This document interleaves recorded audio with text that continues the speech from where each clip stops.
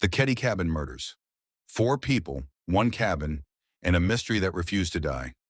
Imagine a quiet mountain community where everybody knows everybody. A place surrounded by pine forests, small cabins, and winding roads. Now imagine that, in the middle of the night, 4 people are murdered inside one of those cabins. 3 bodies are discovered the next morning. A 12-year-old girl is missing. And somehow, despite decades of investigation, nobody has ever been convicted of killing them. This is the story of the Keddie Cabin Murders, a case involving a brutal crime scene, missing evidence, suspicious suspects, conflicting theories, and a little girl whose remains would not be discovered for another 3 years. And even after investigators reopened the case decades later, one question remained. Who killed the people inside Cabin 28? Keddie was a tiny community in Plumas County, California, surrounded by the mountains of Northern California. In 1981, the Keddie Resort consisted of a collection of modest cabins, many occupied by families living there long-term. One of those families was the Sharp family, 36-year-old Glenna Susan. Sue Sharp had moved into Cabin 28 with her 5 children. There was 14-year-old Sheila, 15-year-old John, 12-year-old Tina, 10-year-old Rick, and 5-year-old Greg. For the children, Keddie was home. But on the night of April 11, 1981, something happened inside Cabin 28 that would permanently change the lives of everyone connected to the family. And by morning, the cabin would become one of the most disturbing crime scenes in California. On the evening of April 11th, Sue Sharp was at home with some of her children. Her daughter Sheila, however, was spending the night at a friend's house. John Sharp, meanwhile, was out with his 17-year-old friend, Dana Wingate. At some point that night, John and Dana returned to Keddie. Exactly what happened after that remains one of the biggest questions in the case, because sometime during the night, violence erupted inside Cabin 28. Sue Sharp was attacked, John was attacked, Dana was attacked, and 12-year-old Tina disappeared. The details of the crime scene were horrifying. The victims had been bound.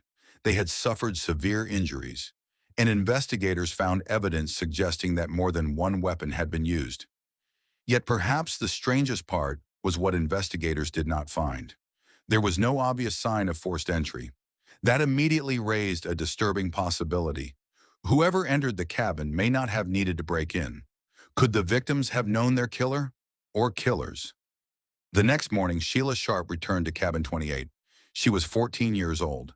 She opened the door expecting to find her family. Instead, she discovered something she would never forget. Her mother, Sue, was dead. So was her brother, John. And Dana Wingate, John's friend, was also dead. But Tina was nowhere to be found. 3 people were dead. 1 child had vanished, and 2 younger boys who had been inside the home were still alive. Rick and Greg had somehow survived. Their friend Justin Smart was also in the house and was unharmed. The police were called, and what investigators found inside Cabin 28 painted a terrifying picture. The 3 victims had been bound and brutally attacked. Weapons were recovered from the scene. There were signs of violence throughout the living room, and the circumstances suggested that the killers had spent considerable time inside the cabin. But Tina was gone. At first, investigators did not know whether she was dead or alive. She had simply disappeared. The disappearance of 12-year-old Tina Sharp transformed the case, because now investigators weren't dealing with a triple murder. They were dealing with something potentially even more complicated: a murder scene, a missing child, and a killer who had somehow managed to leave with her. The search for Tina began. Authorities considered the possibility that she had been abducted. But there was another possibility that investigators could not ignore. Tina may have witnessed what happened inside Cabin 28. If so, perhaps whoever took her had a reason to make sure she could never identify them. For years, nobody knew where Tina was. Her family had no answers. The investigation produced leads and suspects, but no arrest. And as time passed, the case became colder. Then, 3 years after the murders, something was discovered that changed everything. April 11th, 1984, exactly 3 years after the murders.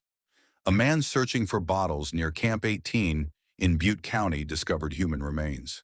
The remains were examined, and eventually they were identified as belonging to Tina Sharp. The missing 12-year-old had been dead all along. She had not simply run away. She had not disappeared voluntarily. Her remains had been found roughly dozens of miles away from Keddie. The mystery had just become darker, because now investigators knew that 4 people had died: Sue Sharp, John Sharp, Dana Wingate, and Tina Sharp. But who had killed them, and why? As investigators examined the people around the Sharp family, attention eventually focused on 2 men: Marty Smart and his friend John Beau Boubade. Smart lived in the cabin next door. Boubade was staying with him around the time of the murders. Both men had criminal records, and there was a complicated relationship between the Smart family and Sue Sharp. Sue had reportedly been involved in discussions with Smart's wife, Marilyn, about problems in her marriage. That relationship became important to one of the theories surrounding the murders. But it is critical to understand something. Being considered a suspect does not mean someone was proven to be the killer. Neither Smart nor Boubade was convicted of the Keddie murders. Both men eventually died. Smart died in 2000, Boubade died in 1988, and neither ever stood trial for the killings. Yet decades later, investigators would uncover information that brought Smart's name back into the center of the investigation. One of the strangest pieces of evidence connected to Smart was a letter he reportedly wrote to his wife after leaving Keddie.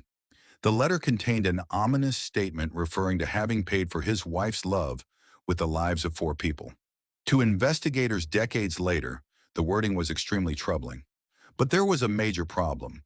The letter had apparently not been properly used as evidence during the original investigation, and that became part of a larger criticism of the early investigation. Was the case mishandled? Were important clues overlooked?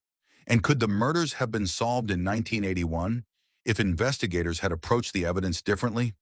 Those questions would haunt the case for decades. Then came another disturbing allegation.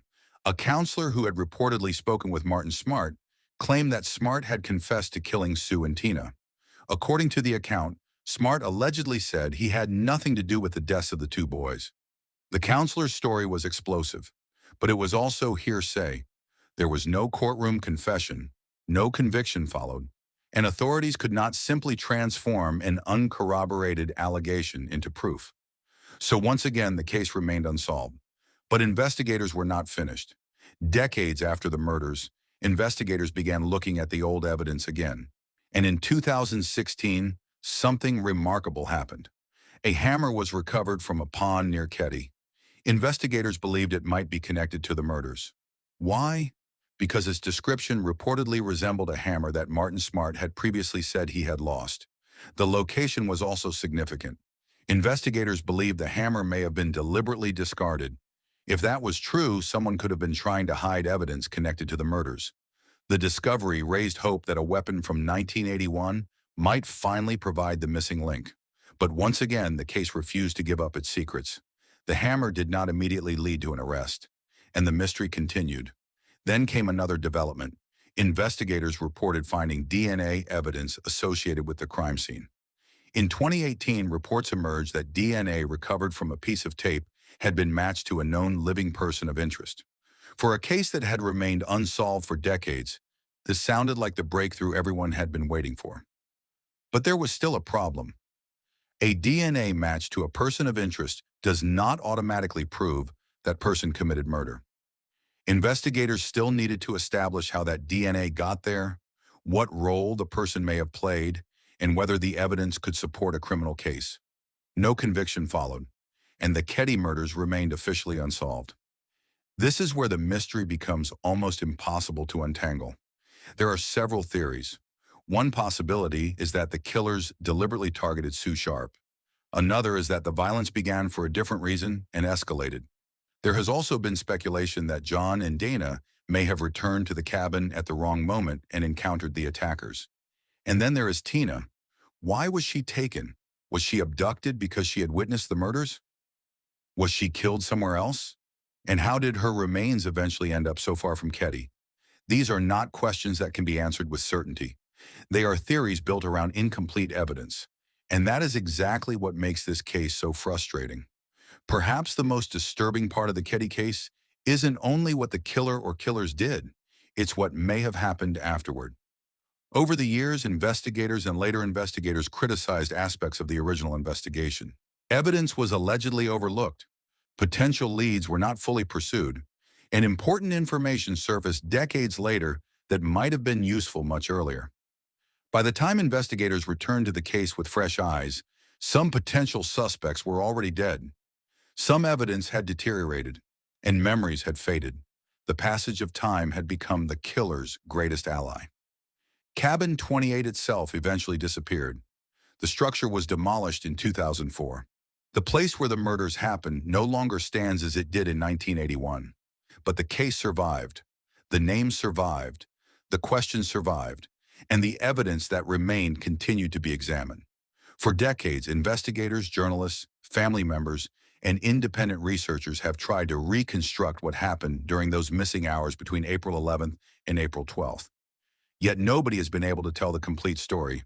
Sue Sharp was 36 years old, John Sharp was 15, Dana Wingate was 17, and Tina Sharp was only 12.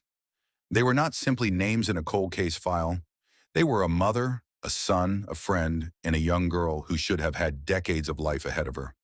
Instead, their lives ended in one of the most mysterious, unsolved crimes in California history.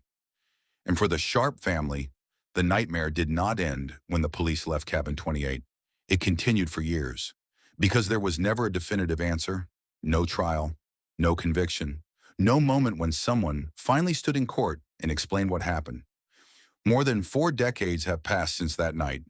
The suspects who once attracted the most attention are dead. The cabin is gone. The original investigators have grown old or retired, and some of the people who knew the victims are no longer alive to tell their stories. But the case itself remains. A crime scene, a missing child, a recovered body, a mysterious letter, a disputed confession, a possible murder weapon found decades later, and DNA evidence that raised new questions without providing the ending everyone wanted. 4 people were murdered, and somehow, after all these years, the person or people responsible have never been convicted. Maybe one day another piece of evidence will emerge. Maybe someone who has stayed silent for decades will finally speak. Or maybe the truth about what happened inside Cabin 28 will disappear with the people who carried it to their graves. Until then, the Keddie Cabin Murders remain exactly what they have been for more than 40 years, a case without a final answer. And perhaps the most haunting question is not simply, who killed them?